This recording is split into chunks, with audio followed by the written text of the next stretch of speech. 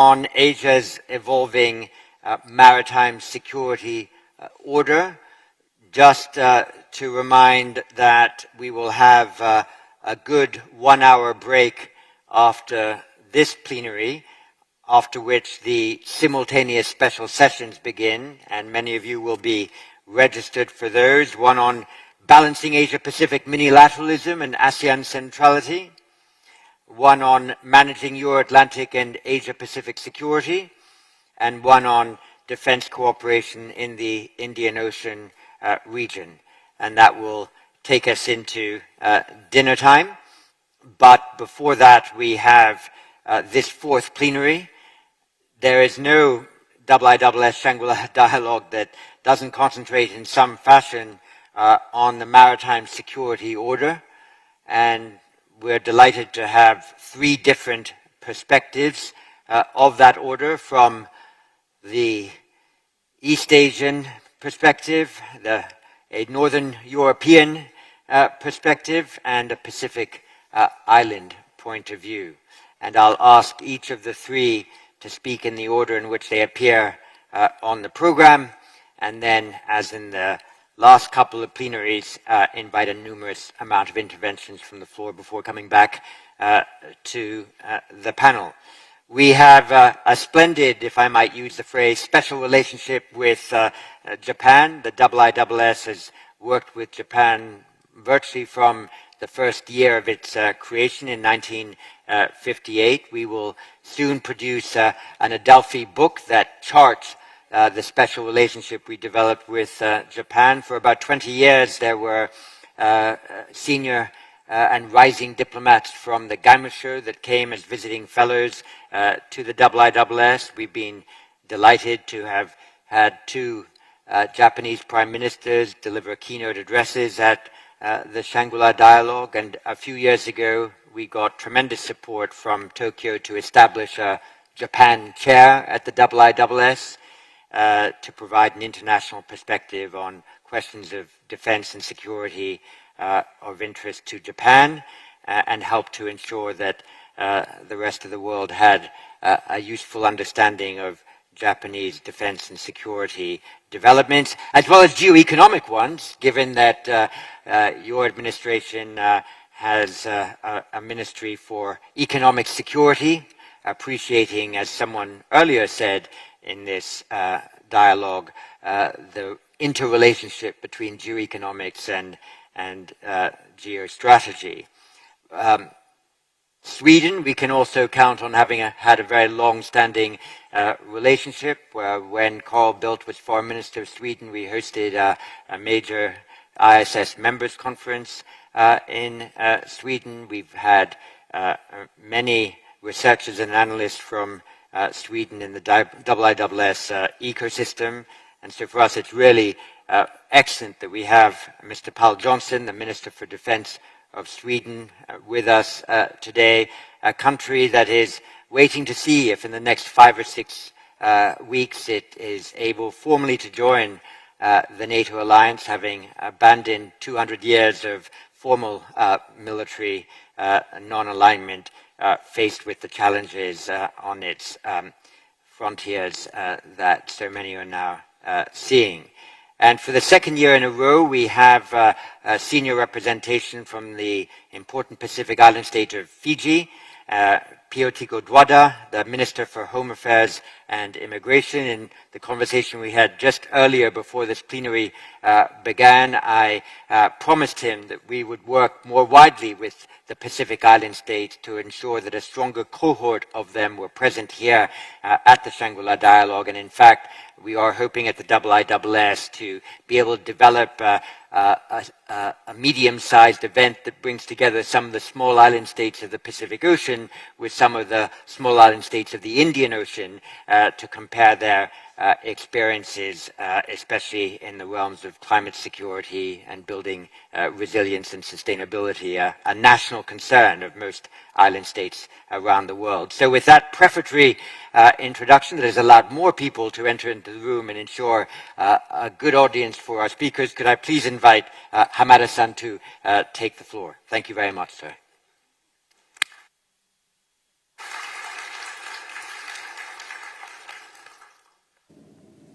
Dr. Chipman, distinguished guests, it is great honor for me to deliver a speech at this gathering once again after serving Japan's defense minister 14 years ago. 大変ありがたく存じます。本会合の開催のために尽力された my sincere gratitude to the International Institute of Strategic Studies and Singapore government for hosting this dialogue. And I'm also extremely privileged to join with the Minister Johnson of Sweden and Minister Tikkaduadua of Fiji. Now, we stand at a crossroad between conflict and discord in one direction and cooperation and harmony in other. In 2009, when I last spoke here, the threat posed by non-state actors was the imminent challenge to the world. Today, however, competition and conflict among the states have once again emerged as urgent challenges. In the Indo-Pacific region, there are ongoing unilateral attempts to change the status quo by force or coercion, particularly in the maritime. As I mentioned in my last speech to this dialogue, it is important to make efforts to prevent confrontation, which this region has experienced in the past. And this would still resonate today. To prevent confrontation in the Indo-Pacific region and to uphold the free and open international order based on the rule of law, we must not only make efforts to dissuade unilateral attempts to change the status quo by force or coercion, but also enhance communication in order to avoid misunderstanding and miscalculation and to promote confidence building through dialogue. Now, today, I will discuss the responsibility that Japan is going to fulfill in order to seek and realize peace. Aspiring peace, countless people have made great sacrifice and diligently worked over generations to create international order based on the rule of law. Russia's aggression against Ukraine is a violation of international law and outrageous act that shakes the very foundation of the international order based on the rule of law built by our predecessors. If we tolerate or turn blind eyes to this aggression, it will be send the wrong message that unilateral changes to the status quo by force will be accepted or not to be opposed in other regions as well. The international community is now being challenged, being called upon, to unite in order to champion international principles and shared values. Russia's aggression against Ukraine provides us with various lessons. A particular crucial one is the importance of preventing confrontation. It's been more than a year since the start of Russia's aggression against Ukraine. Every day, still, we are still facing their situation in Ukraine. We must acknowledge this reality. If a unilateral change to the status quo by force is attempted and aggression occurs, it would lead to prolonged war that will deprive prosperity which could have been enjoyed by all, and opportunities for international cooperation to address global challenges.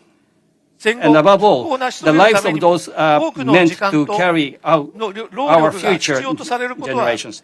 It is evident from the history of this region, overcoming hardship, a significant time and effort would be required for the post-war construction.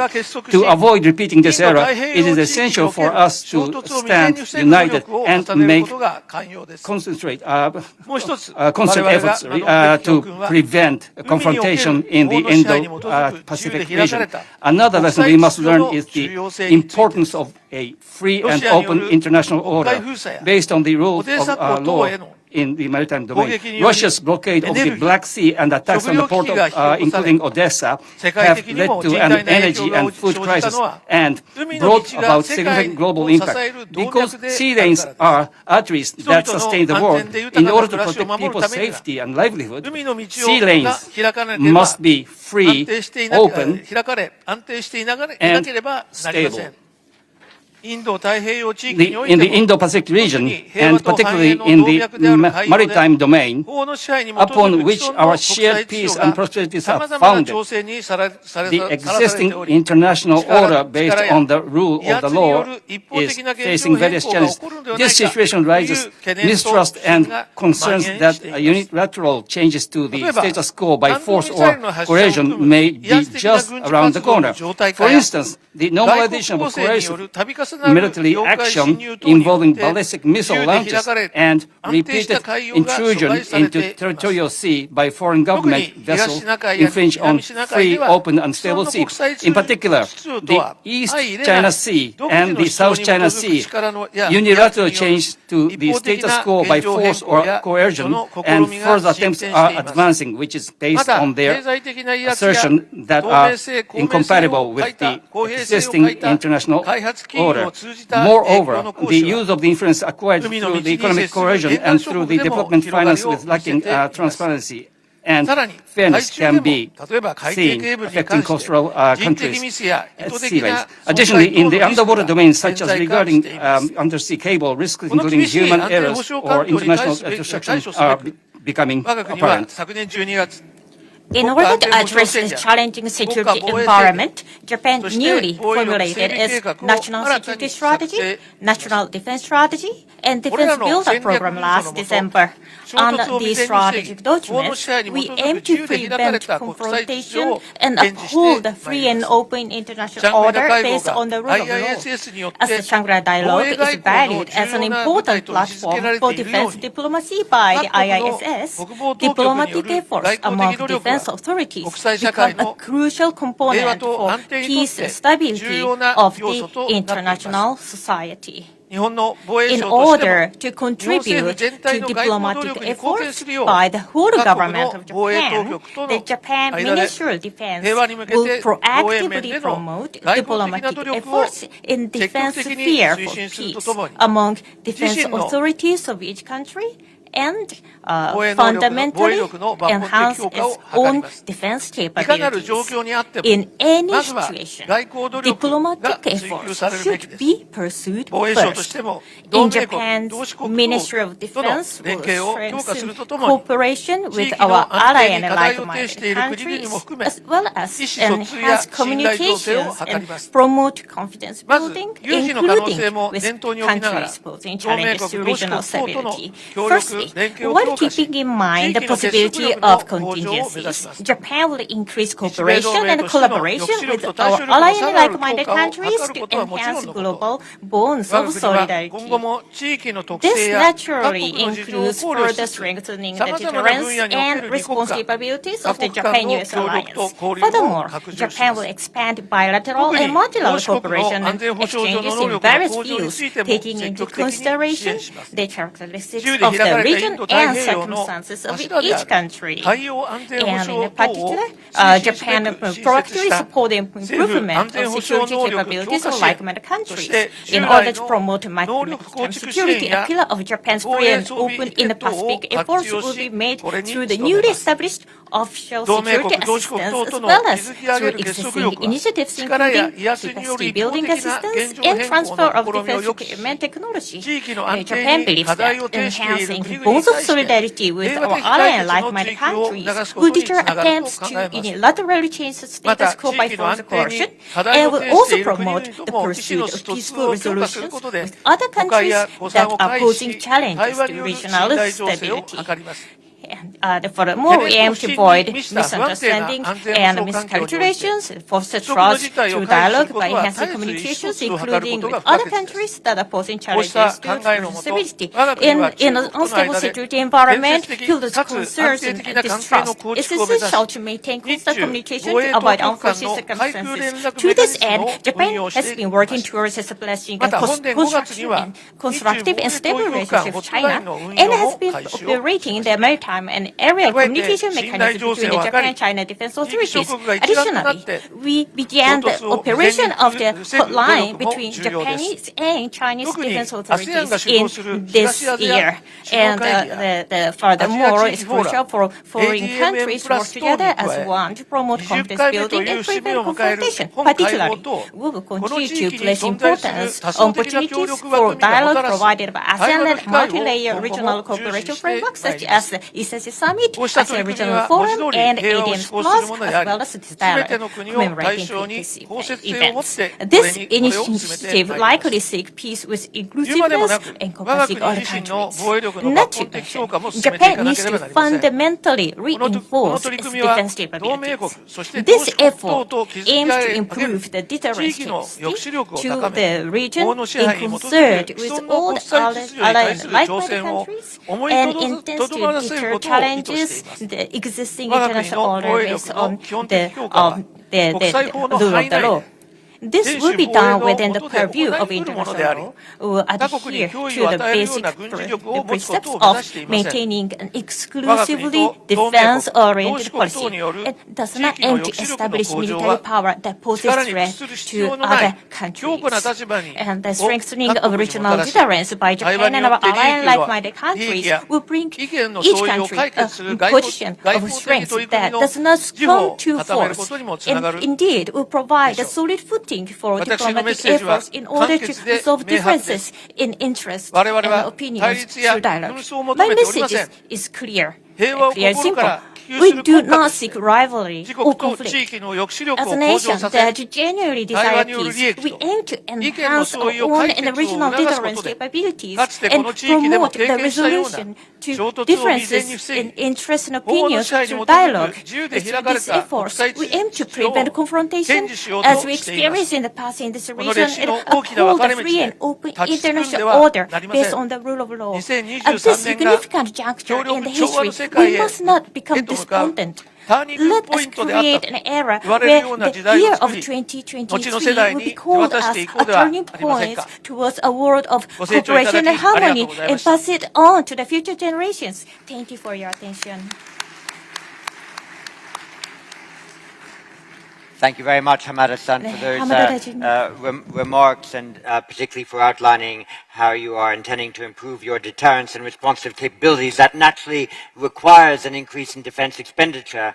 And one of the interesting things that our military balance defense economics teams considered was with the intent of Japan to move towards 2% of GDP of defense and the announced intent of Germany to do the same. When both arrive at that figure, it is likely that the number one defense spender in the world will still be the United States, the number two China, the number three Japan, the number four Germany. Who would have thought 4 or 5 years ago that Japan and Germany would have the third and fourth places as defense spenders in the world? But that's what happens when you have a strategic earthquake.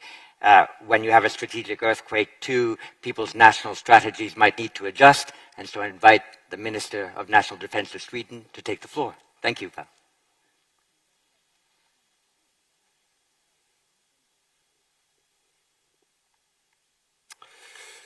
Your Excellencies, distinguished guests, ladies and gentlemen, it's a great honor and a great privilege to be attending my first Shangri-La dialogue and to do it in such a distinguished panel. So I greatly appreciate that opportunity. My message also is that the security of this region is increasingly linked to the Euro-Atlantic security, and I'm also happy to be part of a strong European delegation here at the Shangri-La Dialogue. And I think it's paramount that we have a vibrant strategic dialogue between the Euro-Atlantic community and the Asia-Pacific region. I think that the value of that cannot be overestimated. For Sweden, this is indeed a special time, and it's a defining time. We are currently holding the EU presidency, the EU Council presidency, and we are on the threshold, hopefully, of becoming a full-fledged member of the alliance. And as Dr. Shipman said, this is a rupture of 200 years of military non-alignment and neutrality. I always say there are two defining dates why we made this step. The first is on the 17th of December 2021, when Foreign Minister Lavrov presented a legally binding treaty stating there would be no further NATO enlargements to the east, and that Sweden and Finland would not be allowed to join NATO. That was blatantly stating that Sweden and Finland would be part of Russia's sphere of interest. That was totally unacceptable for us. The second date that is paramount to understand why Sweden made the choice also to join NATO is on the 24th of February 2022. Then, of course, it was rampantly clear for us two things. Russia is willing to take greater political and military risk than many thought would be likely. The second aspect of why we took that decision is, for us, it was clear that NATO supports its partners, but it defends its allies. We looked at Ukraine, of course, was also a partner to NATO, but if you're not part of Article 5 and NATO's common defense planning, you don't have the same kind of protection as if you're a full-fledged member of the alliance. I just want to say that as in reference also to our big rupture right now on being on the verge of joining NATO. Now, the global threat landscape is shaped by increased great power competition and rising tension, both regionally and globally. Basic norms such as rule of law, respect for human rights, free trade are also under increasing pressure. The same also applies to the rules-based international order that was established after the Second World War. The EU and the Asia-Pacific are closely linked, both politically and economically, given the interdependence of the economies and their many common global challenges. Trade between Asia-Pacific and Europe is on a global scale second to none. Asia-Pacific also includes 4 of the EU's 10 largest trading partners. Sweden alone have more than 300 companies operating here in Singapore, for example. With its important waterways, Asia-Pacific is of utmost importance for EU trade. This includes, of course, also the Strait of Malacca and the South China Sea. The mutual dependency between the Euro-Atlantic and the Asia-Pacific areas entails both opportunities, but this also means that we have to pay close attention to a broad spectrum of risk, from conflicts to supply line chain disruption. The brutal Russian invasion of Ukraine and Russia's imperial ambition to expand its spheres of influence is closely followed here also in Asia-Pacific. And let me say that Sweden has been very committed to the territorial integrity and freedom of Ukraine. We have made decisions to provide tanks, to provide infantry fighting vehicles, artillery system, and air defense systems to Ukraine. And when we do that because we also invest into our own security. Because supporting Ukraine is also investing in the rules-based world order. And for us, being a small country and a trading country, the rules-based order is very important for us. Earlier today, we heard Secretary Austin outline the important relations between the United States and its allies in the Asia-Pacific. It will make its mark on the security dynamics between our regions. The state of the Asia-Pacific is evolving more maritime security order is the reflection of the global security situation. That requires cooperation and unity around defending the rules-based international order. The problems we see today are systemic and they will be with us for the long haul, but the problems can be managed and they can be mitigated if we act decisively and in concert. I think that the watchword to work must be unity, cooperation, and having a long-term perspective. Upholding the rules-based order is also the key when it comes to the maritime domain. I represent a country with an open economy, heavily dependent on trade and connectivity. And Sweden is a firm supporter of the law of the sea, the principle of the freedom of the sea, and in particular the freedom of navigation. Today, the freedom of navigation is being challenged in the Black Sea, in the High North, and also in the South China Sea, to an extent that is unparalleled since the end of the Cold War. UNCLOS is a cornerstone to the international rules-based order of the oceans and the seas. The convention provides predictability and a basis for the peaceful use of the oceans, maritime security, and international cooperation and friendly relations among nations. The EU's maritime security is currently being updated and expected to be finalized soon. The strategy will include proposals for joint efforts for the protection of critical infrastructure at sea. Some of the EU's fundamental interests are focused on ensuring resilience and protection of critical maritime infrastructure, and that's both onshore and offshore. A number of risks and threats should be addressed. This includes the effects of climate change, foreign direct investment. This could be done by promoting information exchange and surveillance of critical maritime infrastructure, including undersea cables, as well as on ships and port security. We are all dependent on marine infrastructure on the seabed. Our houses are heated or cooled by energy from the pipelines. Our electricity passes cables on the seabed, and our access to the internet relies on signal cables on bottom of the sea. These resources are difficult to protect, not at least due to the vast distances of the ocean. The sabotage of Nord Stream 1 and 2 pipeline in the Baltic Sea in 2022 made clear that we need to step up work on protecting infrastructure in the maritime domain. This is of utmost importance, but at the same time also very difficult to do. An incident in one country's maritime domain highly affects the other countries around the globe. In the work to increase the protection and surveillance of maritime infrastructure, and understanding of all the movements at sea is crucial. For this, I think it's really crucial that we enhance maritime domain awareness, and I think that's the key.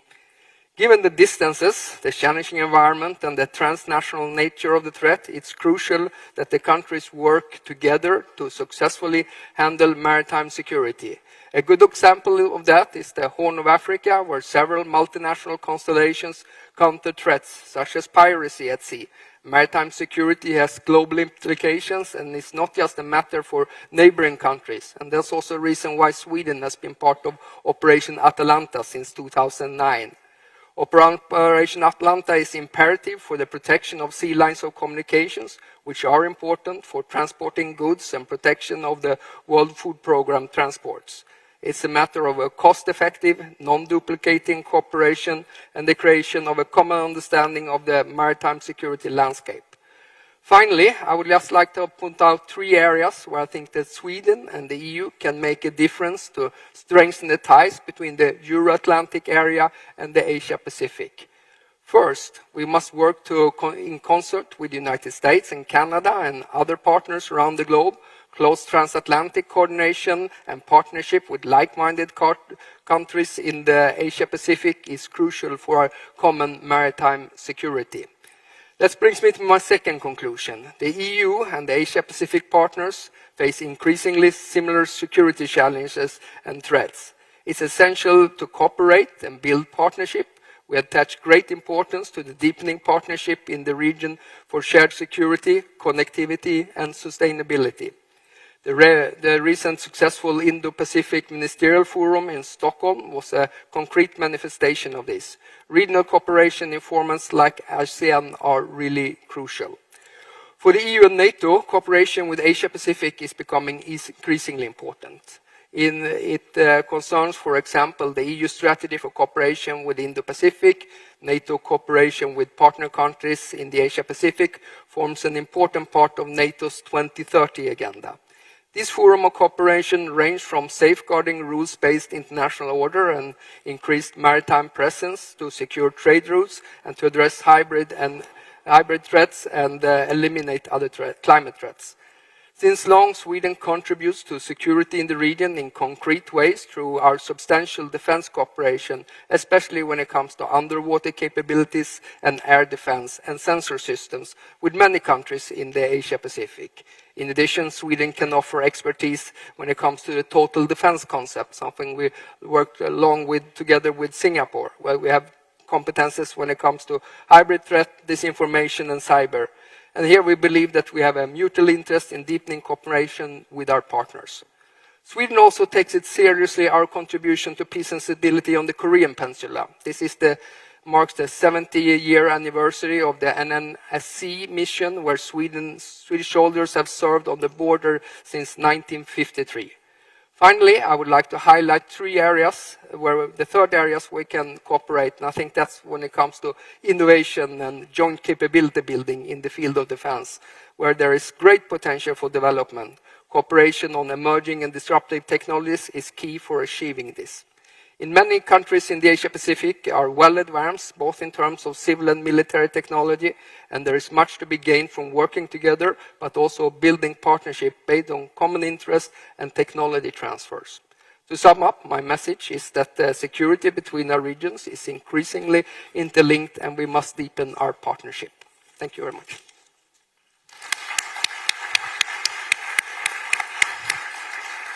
Minister, thank you very much. And I would just pick out of your very comprehensive assessment of the security landscape and Sweden's approach to it, the emphasis you placed on the need to secure undersea telecommunications cables and undersea energy pipelines.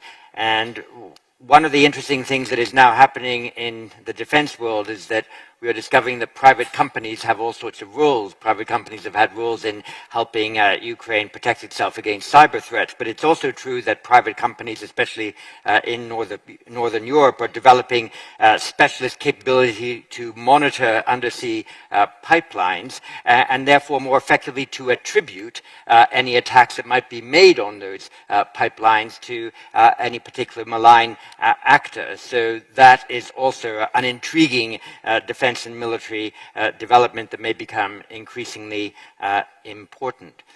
It's a delight now to invite our representative from Fiji to address us. All of us here are looking forward to COP28, hopeful that there can be some greater breakthrough on the issues of climate change and national resilience. All of us here have heard a great deal about great power competition and the dissatisfaction that smaller states have in being the victim of that great power cooperation. So who better to talk on both of those issues than the Minister from Fiji? Thank you, sir.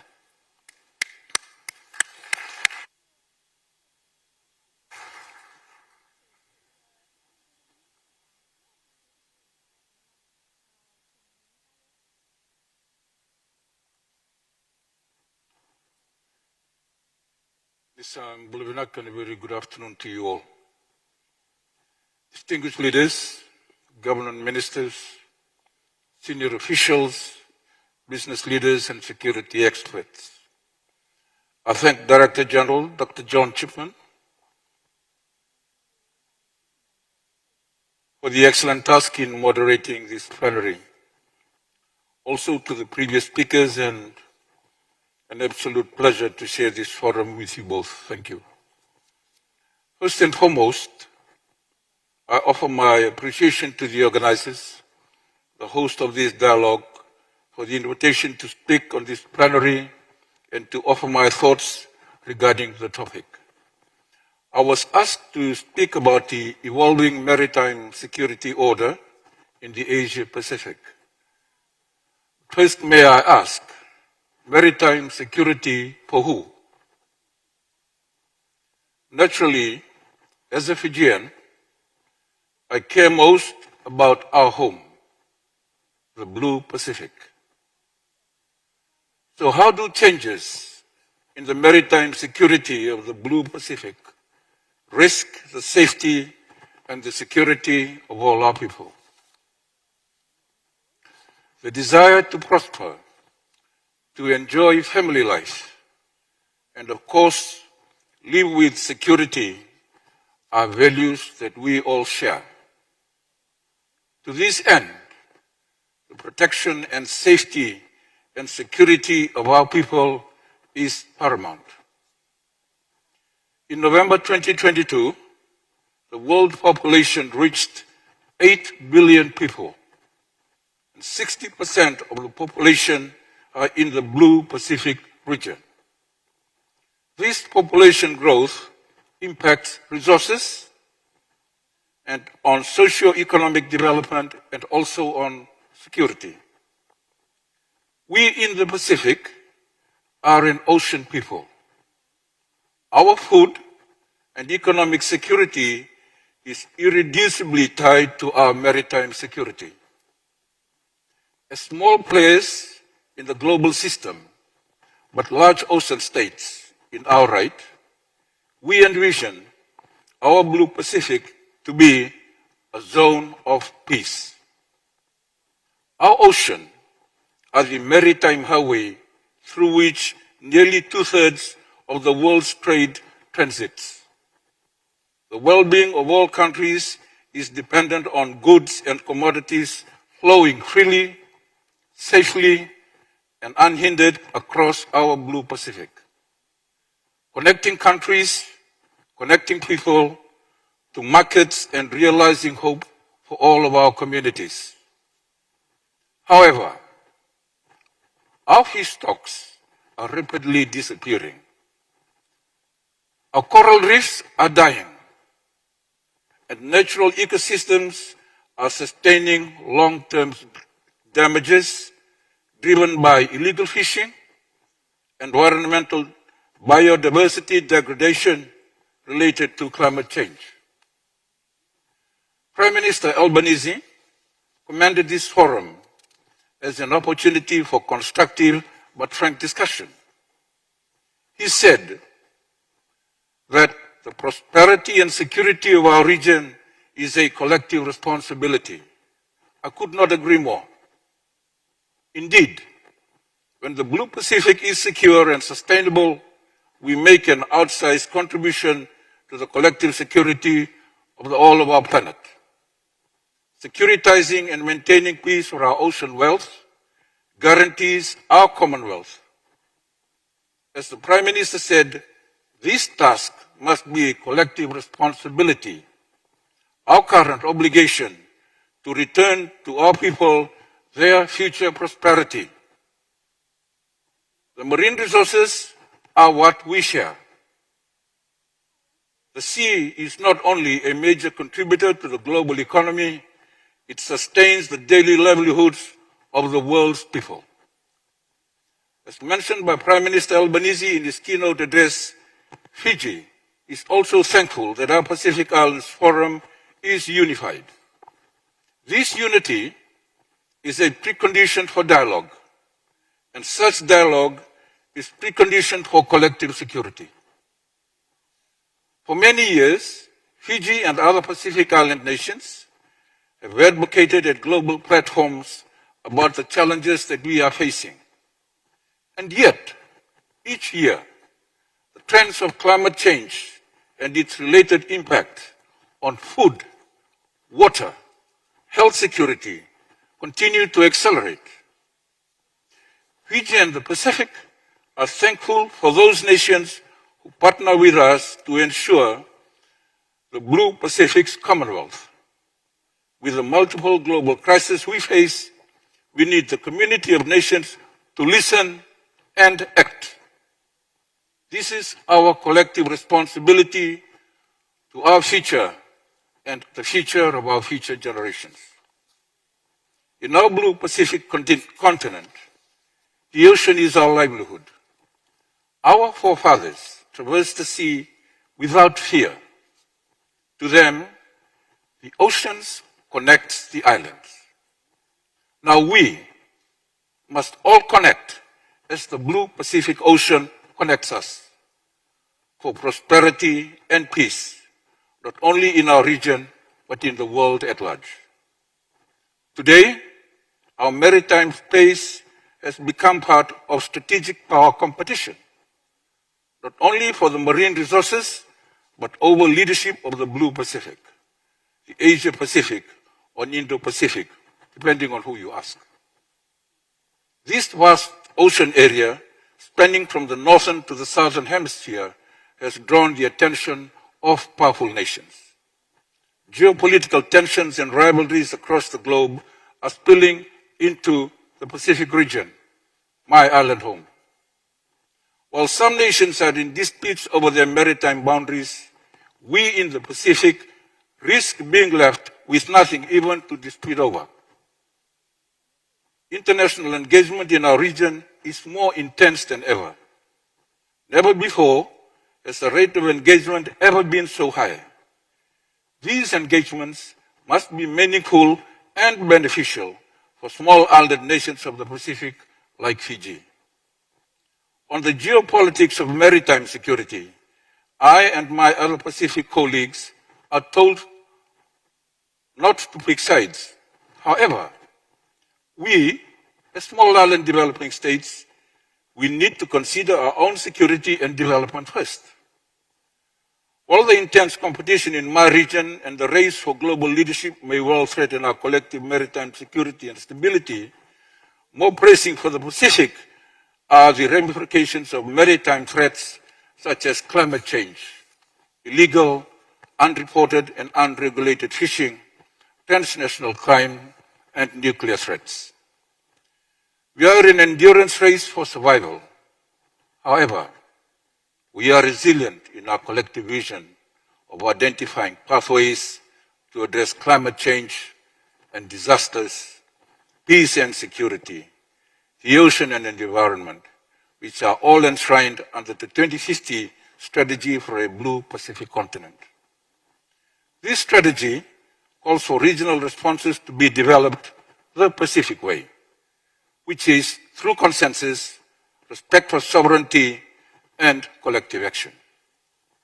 Whilst our concerns may vary from country to country, what we can agree on, for most of us here sitting in this room, is that maritime and climate threats, if left neglected, will be a loss for us all. Now, when you come to Fiji and the Blue Pacific region, first think about the maritime security of the region you are in. Should you come for dialogue, do not just talk. We need action now to ensure collective prosperity for our islands and our people. This is an essential approach to address global challenges and ensure the sustainable development of all of our people. I thank you.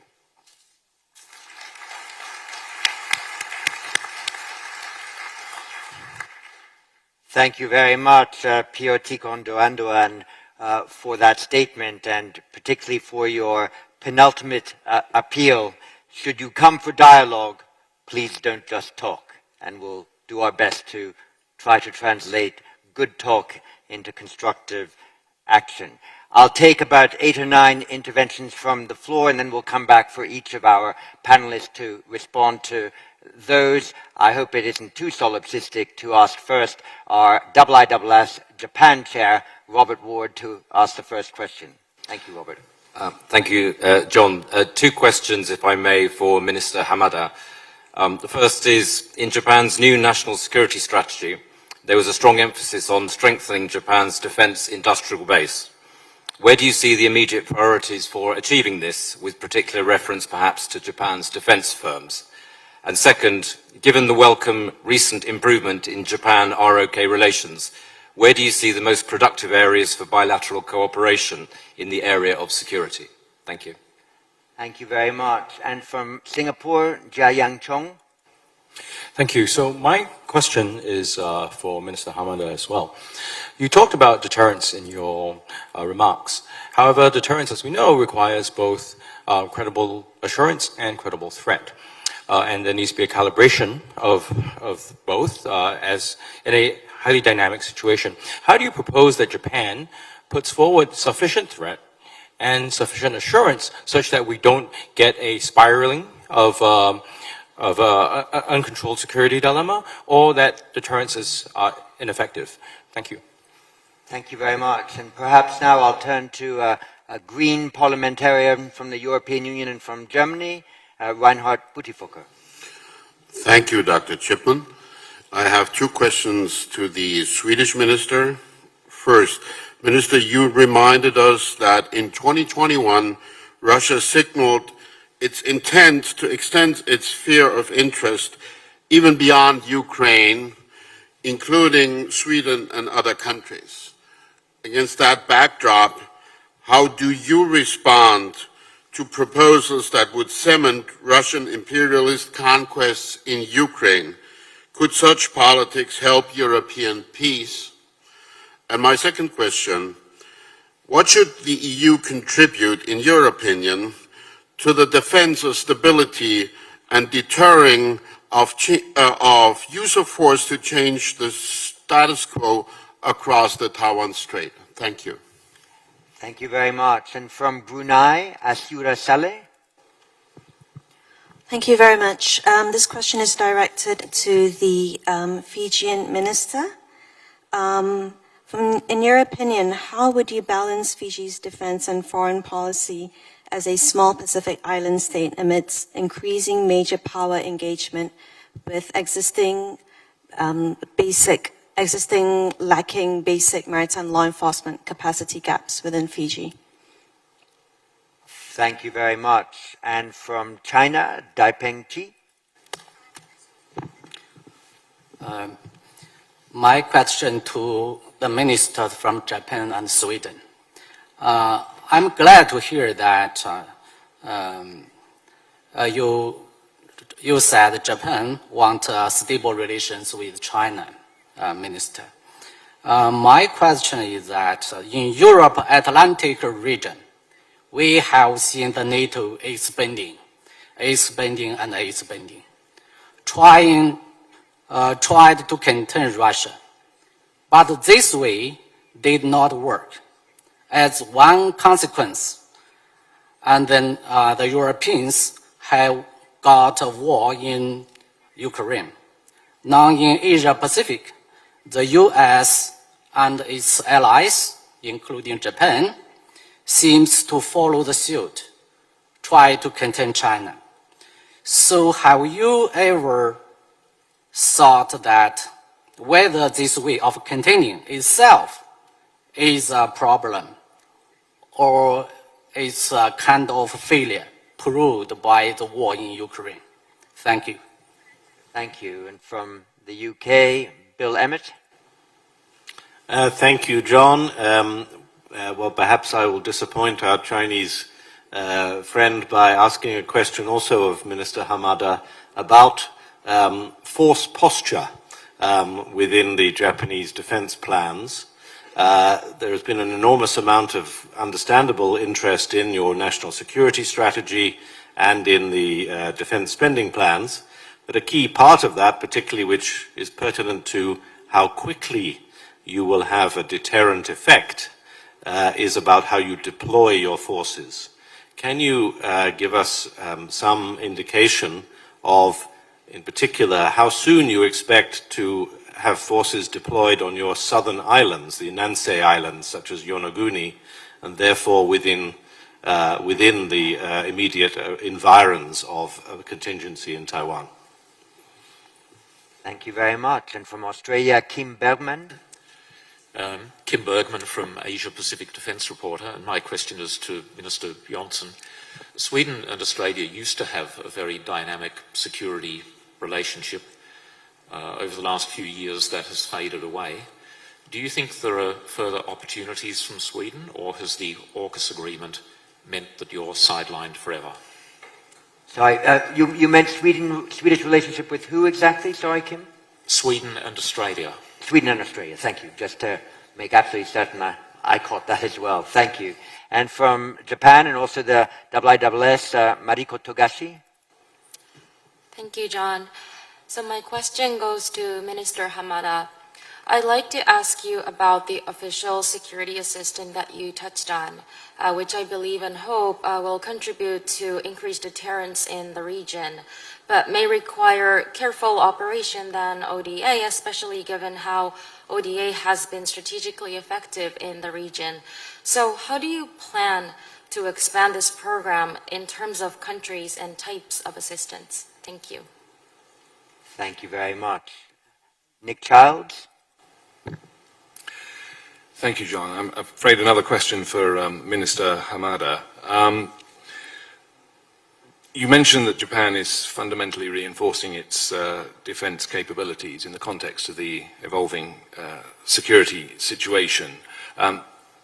Also in that context, one of your Izumo-class warships has just emerged from a major refit, the Kaga, that will allow it to be the first of these ships fully to be able to operate in effect as an aircraft carrier, operating the F-35B Joint Strike Fighter. I wonder if you could set out how you see the concept and intention for operating these ships in order to maintain and support maritime security in the region? Thank you. I've got 3 more interventions left, unless there's an additional one before I come back to the panel, but I want to put in my own question to the Minister from Fiji, if I could, to make certain that he has more than 1 or 2 questions to answer. We made earlier reference, and you made reference to the fact that there are a number of formal institutions that now address small island state security. There's a Pacific Islands Forum. Singapore has played host to Small States Forum. There are ways in which some Indian Ocean states come together. But could you say what is missing from these fora? Is the composition correct in this fora? Is best practice, as between different island states in different regions, properly shared? Are there problems with the agenda of these fora? Could something else take place that would more quickly convert dialogue into action? And I ask this for the very good reason that we are considering ourselves trying to create an event that addresses specifically small island state security, but we obviously don't want to replicate something that's already there. We would love to be able to innovate.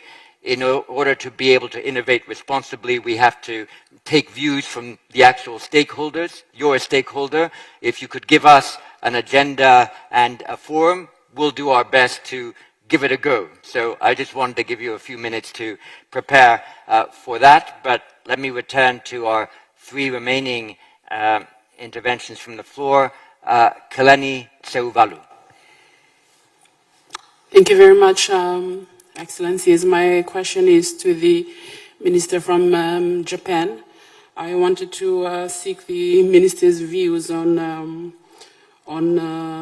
security risks that are posed by the proposed discharge of waste from the nuclear power plants, the Fukushima nuclear power plants. As we know, this is an issue that's being actively pursued by the region, the Pacific region, and we today I just wanted to seek the Honourable Minister's views on that. Thank you very much. And from Malaysia, Aza Mohammed. Hi, I have a question for Minister Jonsson. So as I understand it, there are some obstacles that Sweden and Finland are facing in gaining NATO membership together. So I was just wondering, in your opinion, what would Sweden's best option be if Finland were to gain NATO membership first and proceed to accept it? Thank you. That's something under active consideration because Finland has acquired NATO membership first, even though both countries would have preferred to move in lockstep, and Sweden only amongst the present formally applicant states remain outside waiting for the Hungarian and the Turkish parliaments to ratify their accession. But it would be very useful to hear from you, Paul Johnson, what strains have been placed on Sweden by having been left out of the duet, as it were. Yuka Koshino. Thank you, John. My question is also for Minister Hamada. So one element of Japan's effort to fundamentally reinforce its defense capabilities is to adopt emerging technologies, including AI. In terms of AI governance, as this year's chair of G7, Japan, for instance, initiated the Hiroshima AI process to enhance AI governance, especially in the realms of generative AI. But as militaries around the world rapidly adopt AI, we are also seeing developments of global forums to discuss AI governance and regulations in defense, not just for security, but also to promote defense innovation. So could you tell us how you hope to contribute to the regional and global coordination on AI regulation and governance in the military domains for both security and defense innovation? Thank you. Thank you very much. So the agreement I've arrived at with at least one of the participants here is that we will begin the answers about 3 minutes for Paul Johnson. Then we will move to Hamada-san, who has quite a challenge. So you get a little bit more time, 5 or 6 minutes, and then we will conclude with the Minister from Fiji, if we may. Thank you very much. Let's go in that order. So, Mr. Johnson. Thank you very much, Dr. Chipman. 5 questions in 3 minutes is quite a tall order. But let me start with Ukraine. And we stand by Ukraine's territorial integrity and its unviolated borders going back to 1991. Everybody wants peace, but no one wants peace more than the Ukrainian population. And yes, there might be negotiations, but there has to be if and when the Ukraine and the Ukrainian people want that. Otherwise, we're going to be rewarding Russia for starting this unprovoked and undefendable war. This is really a war of choice, not a war of necessity, where moral clarity is crystal clear. So we're standing back. That's how. Now, on NATO expansion, I'm not comfortable talking about NATO expansion. I much rather talk about NATO enlargement, because what this is about is what kind of European security order we should have. And I strive for having a European security order where all countries make their sovereign decision by themselves if they want to join EU and NATO. And NATO has never pushed itself on anyone. It didn't push itself on Sweden or Finland or the Baltic state or Poland. It was these states who wanted to join NATO. And I think the bar of a good and free and open Europe is when everybody can decide their own path to security, including if they want to have NATO membership or not. I think that's really crucial. Now, what role can we play in the Asia-Pacific? I was alluding to it before. Also, I think we are not necessarily a provider of hard power, but we do have assets and capabilities on our industrial base. We do very well on innovation and connectivity. We can work with partners when it comes to hybrid threats, disinformation, and cyber. So I think those are some of the added value as a security partner we can have in the region. Now, on Sweden and Australia, I'm very hopeful. It's true, we had a very good, close relationship also before. I think the 3 things that are great with Sweden and Australia we have a strong people-to-people relationship. I very much also appreciate Australia's strong commitment to supporting Ukraine, its participation in Interflex, providing also military support for Ukraine. And we have, I think, also expanding defense industrial ties as well, which I'm very hopeful for the future. Now, last point as well, since running out of time here, but very important. So where do we stand with our possible accession into NATO? Now, listen, we have an invitee status of 31 member states, and 29 out of 31 ratified our application in the record space. We are respectful of the fact that it's only Turkey who can make Turkish decision. It's only Hungary who can make Hungarian decisions. We have a trilateral MOU between Turkey, Sweden, and Finland. Sweden has worked very, very hard to implementing that MOU, and we will continue doing that after we join the alliance as well. And we're very hopeful because we feel that it would make good sense also for NATO that we can be a security provider inside the alliance, because it's going to strengthen and consolidate the whole northern flank. If Russia had one objective with Sweden and Finland, I think it was to keep us outside of NATO. And I always call this unprovoked war that Russia started against Ukraine as the mother of all unintended consequences for Russia's strategic thinking, because it ended up with 1,300 kilometer longer border with NATO. But that's what happened when they tried to limit our freedom of choosing if we should join NATO or not. Of course, then we saw that Russia perceived Sweden to be part of its sphere of influence, and then it would be more sense of urgency for us to join NATO. I'll stop there. Thank you. And if I might add also for the questioner one short thing to read, it would be your Prime Minister's article a few days ago in the Financial Times, when he described one of the results of that trilateral cooperation being a modernization and renovation of your counterterrorism legislation in Sweden that was done respectful of the interests of some of the other countries that were expressing some concerns. And I think it's an interesting article to read. Hamada-san. 大変多くの質問をいただいてしまったので、きちっと全部に答えられるかどうかというのは自信がございませんが。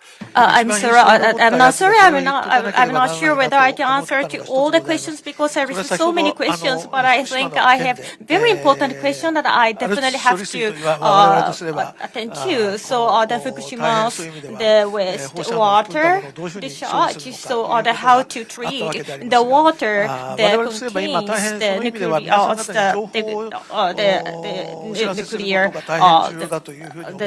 the discharge, and I think it's very important so that we share the information. So always that we did IAEA to check and invite many scientists to check, and we did the assessment of the safety. We confirmed the safety, and with the full understanding, we decided to discharge, and we have been building all these activities, and in order to defuse the sense of security and remove all your worries, we'll do our very best. And next is about AI. This is very important and the most important issue right now, I think. And for this matter, that we are still at the starting of the discussion, and we will hear a lot of countries' opinions, and it's very, very important to deepen our discussions on the matters that is seen as a problem. And regarding the AI, we will continue the discussion and want to achieve the resolution to the problems. And next is the defense expenses. And so our idea towards security, there are many other issues, many problems in many regions in the world, and the security environment is changing so much. And for Japan to protect ourselves, how much should be in our scope that we have been always thinking about it with the simulation, and we have built up all the information and summed up all the figures, and then we have announced the amount. So if this is the amount that we should be able to manage if we spend this amount, and we have received the instruction from the Kishida to go for this fundamental the enhancement, and we have come out of the 3 strategic documents, and then we are working on it, and in this coming 5 years, so there are some criticism that we are receiving, for example, how to deal with the missile problems and having the counter attack the capability, and some people said it's no point having it, but in order to attend to all these concerns, we have done the thorough review on our defense expenses, and as you know, it's very, very clear, and also it's mentioned in the Constitution that we will never go for we will concentrate, we will focus on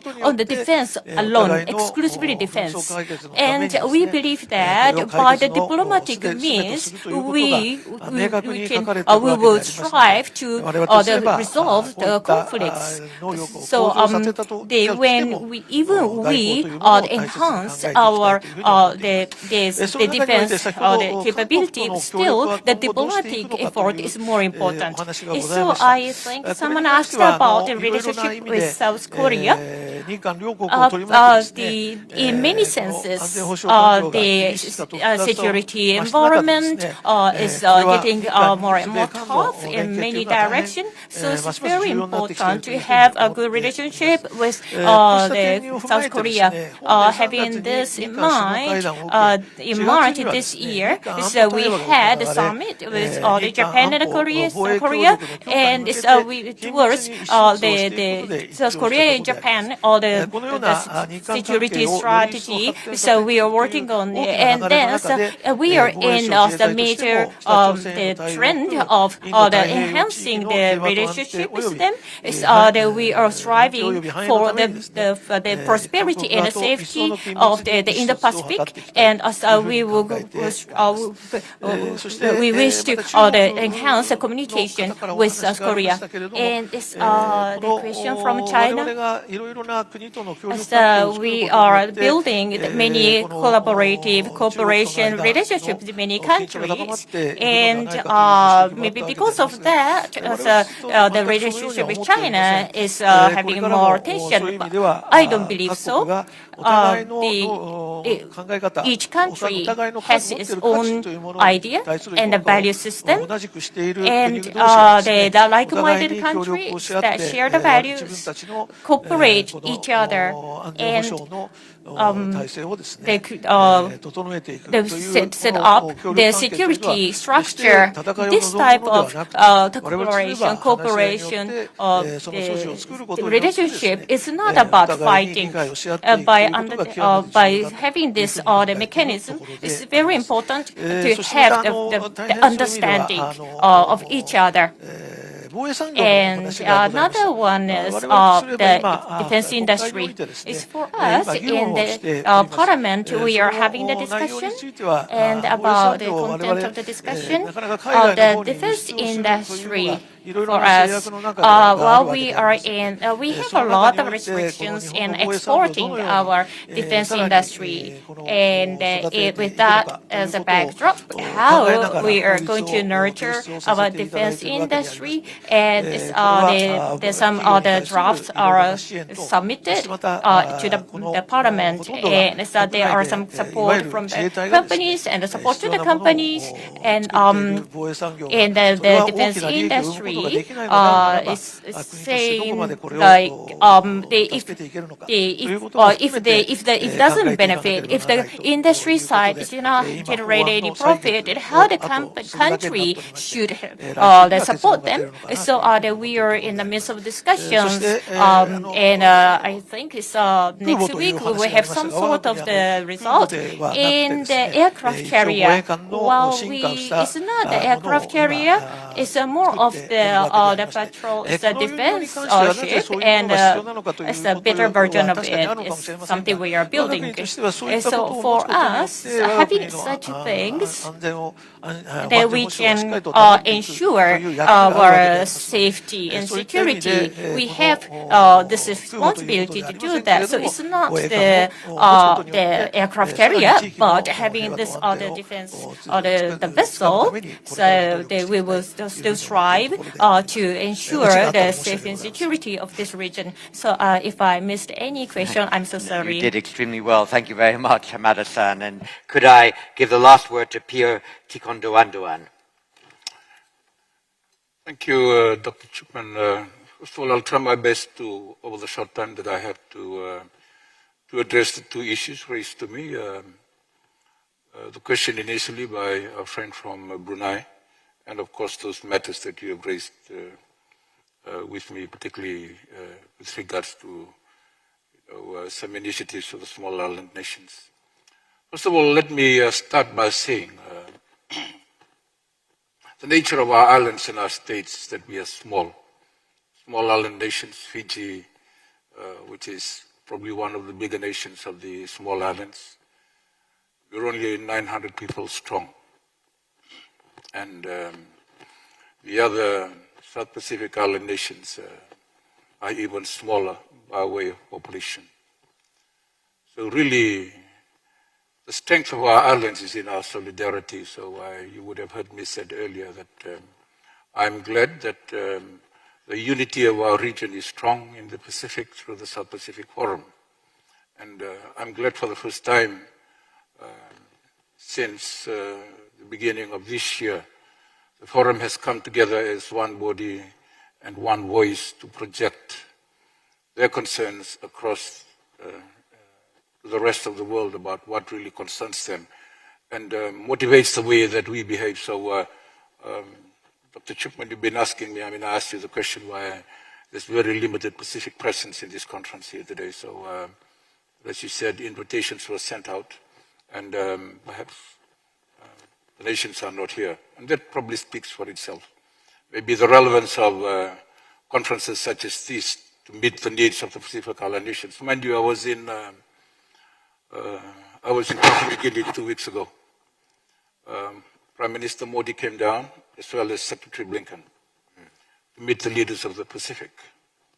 And one quite revealing statement was made by the Prime Minister of Papua New Guinea, which is one of the larger nations of the Pacific, is that Papua New Guinea will no longer attend a COP conference. Why? The short answer is because of inaction. Promises, but no delivery. Now, for the benefit of the people that are gathered here, for small island nations, of course, we are big Pacific ocean states. But these oceans that comprise, that make up the larger portion of our size, actually really is our biggest risk also. Once we feed from it, it is also drowning us at the same time because of climate change. So if you see the Pacifics are not, small island nations are not attending individually, it might mean to be telling the rest of the world, maybe it's time for you to pay up. Because we are the recipients of the damages that is caused by global emission, the heating up of the ozone, and the consequent actions. So, and when we live in a region which is now at the center of geopolitics, and as I said earlier, the world superpowers are flying down to Fiji every day, trying to gauge where we stand in the current conflicts up in the Ukraine. Whilst we sympathize with them, it's happening on the other side of the world, and the issues across the Taiwan Strait. But because we are a region where much of the transactions of the world is happening, the voices of our people are important. But we feel as a Pacific people that we are not being heard. Fiji is a nation, we have been in United Nations peacekeeping operations for over half a century, with potentially no benefit for Fiji or the Pacific Islands, in a way for us to propagate our positions with regards to climate change. But we give to the world. So, as a representative of a small island country and small island states, I'm a small, soft voice, really, in a larger world where there are bigger problems, but our problems are also required to be heard as well. So maybe there needs to be some stronger persuasion and be relevance for our attendance to be, to be equal partners in making the world safer. We're talking about defense of big countries around here. And like I said, this is security for who? We live in the same ocean. We take it completely differently. Our security is our survival, our food.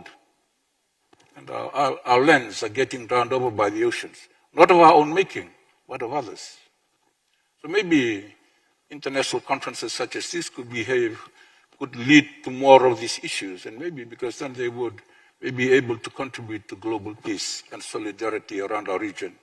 And maybe we'll see less of our conflict coming into the future. So I thank you. I'm sorry if that really does not answer most of our questions, but really reflects some of the needs that we have and that we face as small island developing states and how we relate to the superpowers of the world. And so as they say, if elephants make love or fight, the grass still die. So as small island countries, always the consequences are almost similar. So anyway, I think. Thank you very much. Well, we will continue our dialogue with you and with others in the Blue Ocean to see if there is a particular event that could concentrate completely on your interests and focus the attention of others on issues other than a great power rivalry in the small island states fora. We are approaching 3:58. We began this morning at 8:35. We promised to conclude by 1600. I'm within 90 seconds of completing on that promise, but I want first of all to ensure two things. First of all, that you take a very good refreshment break over the next hour and that you distribute yourselves as you like, as between the three simultaneous special sessions that begin at 5 p.m. But before you do that, please thank our three panelists for their tremendous presentations and their contribution to the dialogue.